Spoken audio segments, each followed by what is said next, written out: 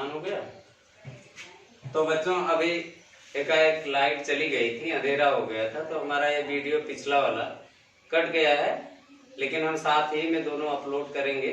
इसका शेष पार्ट अगले वीडियो में होगा, दोनों आज ही के डेट में अपलोड होगा। तो हम आपको बता रहे थे कि यही बता रहे थे कि आदि अंत्येन संहिता। संहिता का मतलब मैंने बताया आपको कि साथ होना। और आदि और अंत्येन, देखिए रा का विसर्ग हो जाएगा। आदि, अब आप यहाँ दो शब्द देखेंगे, एक आदि, एक देखेंगे आदि, और एक देखेंगे अंत्येन। क्या देखेंगे? अंत्येन। ये दो वीडियो हो गया, ये मतलब दो शब्द हैं। तो आदि और अंत्येन ये दो शब्द हैं। इसका मतलब हुआ कि प्रत्याहार बनाने के लिए आदि माने किसी भी सूत्र का पहला अक्षर और अंत माने अंतिम अक्षर। मतलब कि हम पहले अक्षर को लेकर के और मतलब किसी भी सूत्र का पहला अक्षर ले लें या दूसरा अक्षर ले लें, वहां से शुरू करके किसी सूत्र का अंतिम अक्षर अगर हम ले करके एक साथ जोड़ दें, एक साथ लिख दें, तो वो हमारा एक प्रत्याहार बन जाता है। जैसे मान लीजिए कि अगर हम आ से लेकर के औड़ा तक का हमको पढ़ना है, तो हम पढ़ेंगे आ ई उड़, लेकिन हम अगर इसको चाहें तो बोल दें अड़। अब परीक्षाओं में पूछा जाता है कि अड़ प्रत्याहार के अंतर्गत कौन कौन से वर्ण आते हैं, तो आप बोलेंगे आ ई उ, अड़ा नहीं बोलेंगे, क्योंकि जो अंतिम, देखिए हमने हलंत लगाया है हर सूत्र के अंतिम अक्षर में, ये हल वर्ण है। और हमने पिछले वीडियो में बताया था आपको कि हल जो होते हैं उनकी एक संज्ञा होकर और उनका एक सूत्र मैंने वहां लिखा था, क से लोप से लोप हो जाता है। तो ये देखिए इसका लोप हो जाता है, तो इस नाते इसकी लिखते हैं, इनसे हम अपनी सहायता करते हैं लिखने में, लेकिन जब हम इसको आंसर देते हैं या बताते हैं तो उसमें ये शामिल नहीं होते। मतलब प्रत्याहार में ये जो सभी सूत्रों के अंतिम हल वर्ण हैं ये शामिल नहीं किए जाते। तो अगर हम कहें अड़, तो अड़ का मतलब हमने आ ई उड़ा पढ़ लिया और हमारा एक प्रत्याहार बन गया। अब आप देखें आदि और अंत्येन का मतलब समझ में आया। आदि माने पहला वर्ण और ये ड़ा जो है अंत वर्ण, अंत माने अंतिम, और दोनों क्या हुए एक साथ संहिता। देखिए संहिता का मतलब यही है, अगर हम दोनों को एक साथ लिख दिए, तो दोनों को एक साथ लिख दिए तो ये क्या हो जाएगा? एक प्रत्याहार बन जाएगा। क्या बन जाएगा? प्रत्याहार बन जाएगा। तो ये हो गया, देखिए ये अण प्रत्याहार हो गया। तो ये इसी प्रकार से अगर हम आ से लेकर के और का तक अगर लिख दें, क्या लिख दें? आ से लेकर के और का तक, तो ये बन गया। इतना हमने पढ़ दिया, आयुण रिलिक। क्या पढ़ दिया? आयुण रिलिक। अब ये अक एक प्रत्याहार हो गया, आ से लेकर के आ। अब आपसे कोई पूछे अक प्रत्याहार के अंतर्गत कौन कौन से अक्षर आते हैं? आ ई उ री ली। क्या आते हैं? आ ई उ री। तो ये अक हो गया। क्या हो गया? अक हो गया। इसमें ये सभी अक्षर इसी के अंतर्गत आते हैं, ये अक प्रत्याहार। इसी प्रकार से अगर हम और प्रत्याहार बनाएं तो यहां से भी बना सकते हैं। जैसे हम कह सकते हैं कि ऋक प्रत्याहार। कौन सा प्रत्याहार? ऋक। ऋक प्रत्याहार हम बना लें तो ऋक प्रत्याहार के वर्ण कौन से बनेंगे? री ली। हम ऐसे कह सकते हैं एंग प्रत्याहार। एंग मतलब ए ओ। हम ऐसे कह सकते हैं एच प्रत्याहार। तो एच प्रत्याहार में चार वर्ण आएंगे, ए ओ ए औ। अब आप लोग समझ गए होंगे कि इसी प्रकार से पूरे सूत्र से प्रत्याहार बनाते हैं। जब हम स्वर और व्यंजन पढ़ा रहे थे तो स्वरों को एक नाम बताया था हमने, अच। अब आपको आज पता चला होगा कि अच क्यों बताया, क्योंकि मैंने बताया था इन चारों सूत्रों में क्या है?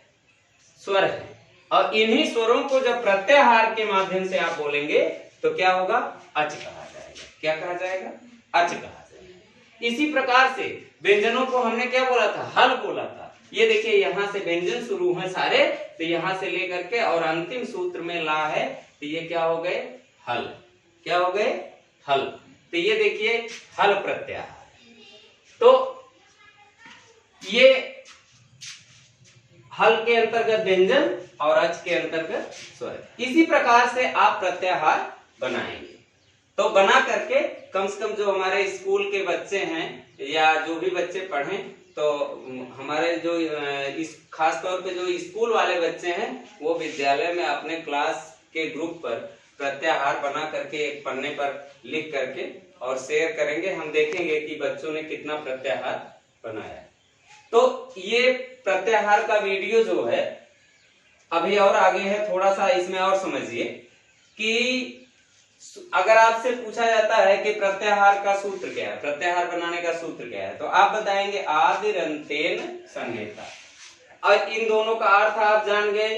अब एक चीज बचा कि कितने प्रत्याहार बना सकते हैं, कितने प्रत्याहार आप बना सकते हैं।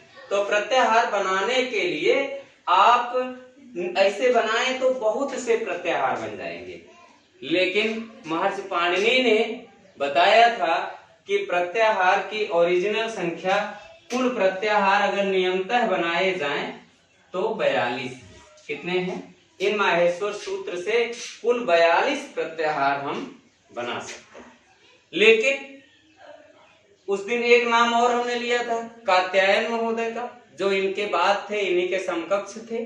उन्होंने क्या बनाया, उन्होंने कहा ना 42 नहीं होते हैं, ये 43 या 44 होते हैं।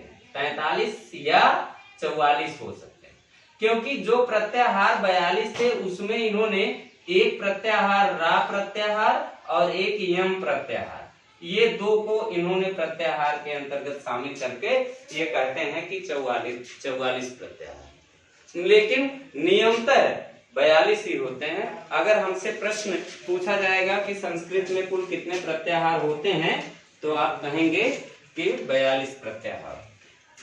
इस प्रकार से आप 42 प्रत्याहार बनाएंगे। हाँ, एक बच्चों का एक प्रश्न कंफ्यूजन का और आता है कि सर ऐसा हम कर सकते हैं क्या कि जैसे आ से लेकर के औड़ा तक हम जाएंगे तो अड़ प्रत्याहार हो जाएगा।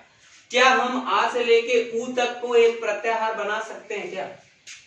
ऐसा बिल्कुल नहीं है, ये गलत है।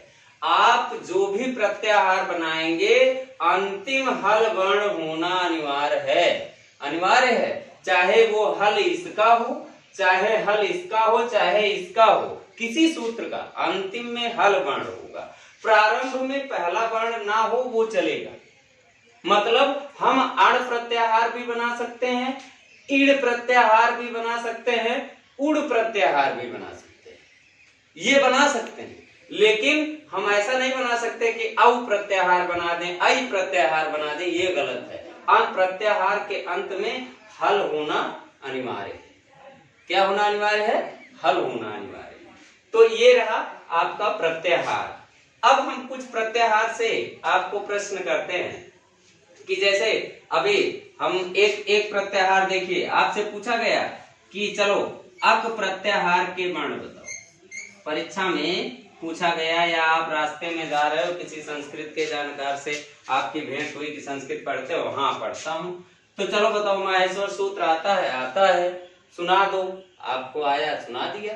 चलो प्रत्याहार जानते हो? हाँ जानता हूँ। कैसे बनता है? ऐसे बनता है, आप बता दिए। उसने आपसे प्रश्न कर दिया अक प्रत्याहार बताओ, अक प्रत्याहार क्या होता है?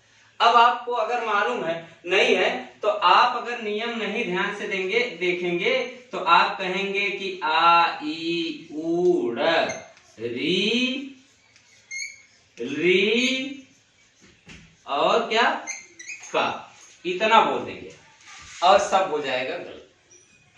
क्यों? क्योंकि अभी मैंने बताया है कि हल वर्ण को शामिल नहीं करेंगे। जब हम इनको बताएंगे कि आ ई ऊ री का, तो इसमें देखिए दोनों का हल वर्ण हमने शामिल कर लिया। प्रत्याहार संबोधन में हम शामिल करते हैं लेकिन जब उसके अक्षरों को बताना होता है तो उसमें इनको शामिल नहीं करते हैं। और कभी भी जब भी प्रत्याहार बनाइए तो अंत में हल होना नेसेसरी है, बीच से नहीं बना सकते। हाँ, पहला वर्ण कुछ भी हो, पहला वर्ण आज वाला वर्ण आप आ भी ले सकते हैं, री भी ले सकते हैं, री भी ले सकते हैं, लेकिन अंतिम वर्ण हल होना अनिवार्य है। इसलिए आप ऋक कह सकते हैं, आप ऋक कह सकते हैं, लेकिन ऐसा नहीं रिल री नहीं कह सकते, ईऊ नहीं कह सकते, ईऊ प्रत्याहार ऐसा नहीं कह सकते। जब भी कहेंगे उड़ कहेंगे, जब भी कहेंगे कहेंगे, जब भी कहेंगे रिच कहेंगे, मतलब अंत में हल होना अनिवार्य है। तो ये आपके प्रत्याहार है। कुछ प्रत्याहार आगे हम लोग बना लेते हैं, 2-4 और बन जाए, आप देख लीजिए कि ये है। अक हमने बना दिया। अब देखिए हम बना रहे हैं, हमसे पूछा गया उक प्रत्याहार के वर्ण बताओ। चलो उक प्रत्याहार। अब उक में क्या आया, 3 वर्ण आएंगे, उ, री और क्या आएंगे, री। उ, री, री, ये 3 वर्ण आएंगे उक प्रत्याहार। इसी प्रकार से आपसे पूछा गया कि चलो एक प्रत्याहार लिखा, कय, कय प्रत्याहार। कौन सा प्रत्याहार, कय प्रत्याहार। अब अगर आपको सूत्र में पता है कि कहां पर का है और कहां पर या है, यहाँ एक का देखिए आपका यहाँ है रिलिक में, एक का क्या है रिलिक में, लेकिन यहाँ पर ये का क्या है, हल है, और पहला अक्षर हल नहीं होना चाहिए। तो आपको देखिए दूसरा का एक सूत्र मिलेगा, कपय मिलेगा ना। तो इस कपय में का जो है हल के यहाँ पर पहले स्थान पे है, यहाँ हल जो है उसकी संज्ञा होकर लोप हो जाएगा, लेकिन यहाँ जो हल है इसकी संज्ञा होकर लोप नहीं होगा। मतलब सूत्र, माहेश्वर सूत्र के अंतिम अक्षरों के अंतिम हल की इत संज्ञा होती है, और इत संज्ञा होकर एक सूत्र बनाया, तस्य लोपः करके महर्षि पाणिनि ने उस सूत्र से उसका लोप हो जाता है कि नहीं है। तो ये चीजें ध्यान दीजिए। तो अगर आपसे कय पूछा गया तो आप कंफ्यूज ना होइएगा, यहां से मत आइएगा कि ए ओ और आई और यहां से नहीं। कय का मतलब हुआ कपय से पूछा गया आपसे, तो यहाँ पर आप लिखेंगे का प। क्या पूछेंगे, का प। इसी प्रकार से अगर आपसे इसी प्रकार से आपसे पूछा गया सर प्रत्याहार, कौन सा प्रत्याहार पूछ लिया, सर। तो आपसे सर पूछा गया तो सर का देखिए यहाँ पर सा सा सा, रा नहीं होगा, ये 3 अक्षर होंगे। क्या होंगे, क्या होंगे, सा सा सा, ये 3 अक्षर होंगे। इसी प्रकार से हर प्रत्याहार आप बना सकते। अब आप एक चीज देखिए, ये वीडियो प्रत्याहार तो मैंने आपको बता दिया। अब थोड़ा सा एक चीज यहाँ देखिए कि सूत्रों को ध्यान से आप पढ़ेंगे तो सूत्रों को कोरिलेट किया है महर्षि पाणिनि ने। कैसे किया है जरा देखिए। ये जो यमगणनम का समूह बनाया इन्होंने, यमगणनम, ध्यान दीजिएगा। आप देखेंगे चाचा जाझा या, और पाफा बाभा मां, और क्या है काखा गाघा अंगा, टाठा डाढ़ा अड़ा, ताथा दाधा ना। इससे क्या जाने आप कि हर वर्ग का 5वां अक्षर है, ये जो है ये हल है, इसकी गिनती मत करिए। ये जो सूत्र हैं जिनसे हम प्रत्याहार बनाते हैं, ये जो अक्षर हैं 5, ये 5 का समूह पाणिनि ने एक सूत्र बनाया। किन अक्षरों से बनाया, आपसे प्रश्न किया जाए कि यमगणनम जो है वो किसका समूह है, वर्णमाला के किस अक्षर का समूह है, तो आप कहेंगे कि का मतलब 5 वर्गों के अंतिम अक्षरों का समूह है कि नहीं है। 5 वर्ग का वर्ग, चा वर्ग, टा वर्ग, ता वर्ग, पा वर्ग, इन वर्गों के अंतिम अक्षरों का समूह है। किस सूत्र में, 7वें सूत्र में या यमगणनम में। इसी प्रकार से आप देखिए झभय घटधस, ध्यान से देखिएगा। झा, झा किसके बाद आता है, चा छा जा झा, चौथा अक्षर आया ना, झा कहाँ आया, चौथा अक्षर आया। इसी प्रकार से पा फा बा भा, चौथा अक्षर ये भी आया। इसी प्रकार से घा, का खा गा घा, चौथा ये भी आया। और फिर देखिए टा ठा डा ढा, चौथा अक्षर ये भी आया। और ता था दा धा। अब यहाँ आप ध्यान देंगे कि हर वर्गों के चौथे अक्षरों से 8वां और 9वां सूत्र बनाया। आपसे अगर पूछा जाए कि 8वें और 9वें सूत्र में पाणिनि जी ने किस अक्षर का प्रयोग किया वर्णमाला के, तो आप कहेंगे कि पांचों वर्गों के चौथे अक्षरों का।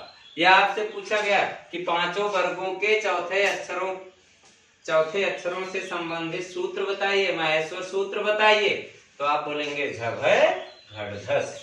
क्या बोलेंगे, झभय घटधस। इसी प्रकार से देखिए तीसरे अक्षरों का, पांचों वर्गों के तीसरे अक्षरों का जा, चा छा जा, फिर पा फा बा, का खा गा, टा ठा डा और ता था दा। ये देखिए तीसरे अक्षरों का समूह किससे बनाया हमारे पाणिनि ने, हैं? ये वाला सूत्र है 10वें सूत्र में।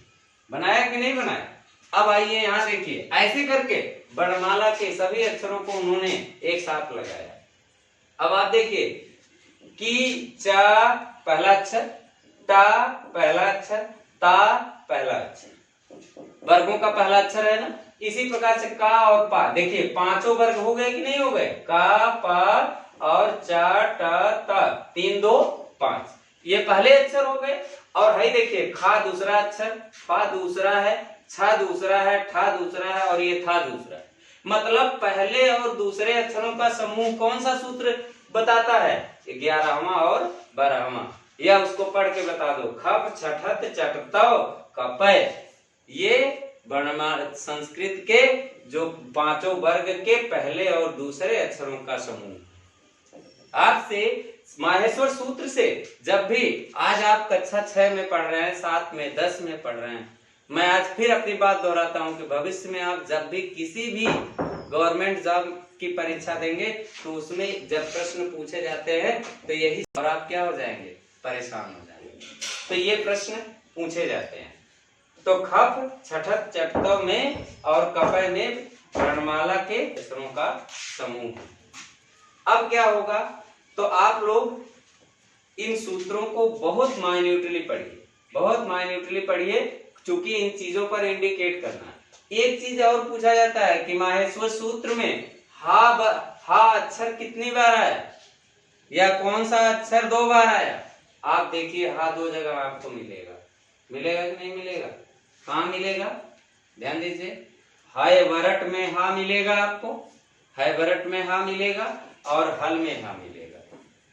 यही एक ऐसा अक्षर है माहेश्वर सूत्र में जिसको पाणिनि जी ने 2 बार यूज किया है। अब आप कहेंगे ऐसा नहीं है सर, आप ध्यान से देखें तो आयुड़ में डा है और कहीं डा होगा। आप ध्यान से देखिए, है क्या, लड़ में डा, आयुड़ में डा है, लड़ में डा है, ये दोनों 2 बार है। लेकिन ना, ये दोनों हमारे लिए इस सूत्र में नगण्य हैं, इनका कोई काम नहीं है, क्योंकि ये हल के स्थान पे, किस स्थान पे है, हल के स्थान पे है। इसलिए इनको हम नहीं कह सकते कि ये 2 बार प्रयोग किए गए हैं। लेकिन ये जो दोनों जगह प्रयोग किए गए हैं हा, ये दोनों 2 प्रत्याहार बनाएंगे, एक हा हट प्रत्याहार बनाएगा और एक हा जो है हल प्रत्याहार बनाएगा, है कि नहीं है, या ये इस प्रकार से बनाएगा। और यहाँ देखिए हा हल नहीं है, हा पे हल नहीं लगाया गया है, लेकिन यहाँ देखिए ड़ा पर हल लगाया गया है। यही अंतर है। क्योंकि बच्चे इस पे प्रश्न, आप लोग इस पे कंफ्यूज हो सकते हैं कि सर ड़ा भी 2 बार आया, आपने कहा खाली हा 2 बार। तो हा इसलिए कि हा जो 2 बार यूज किया वो सही है, यूज है, लेकिन ड़ा तो दोनों जगह हल वर्ण की जगह पे प्रयोग किया है, इस नाते उसका हल का कोई अस्तित्व नहीं है इस माहेश्वर सूत्र उनकी। क्योंकि उसका क्या होगा, जब हम प्रयोग करना शुरू करेंगे तो उनका क्या हो जाएगा, लोप हो जाएगा, वो अपनी जगह से गायब हो जाएंगे। तो ये है।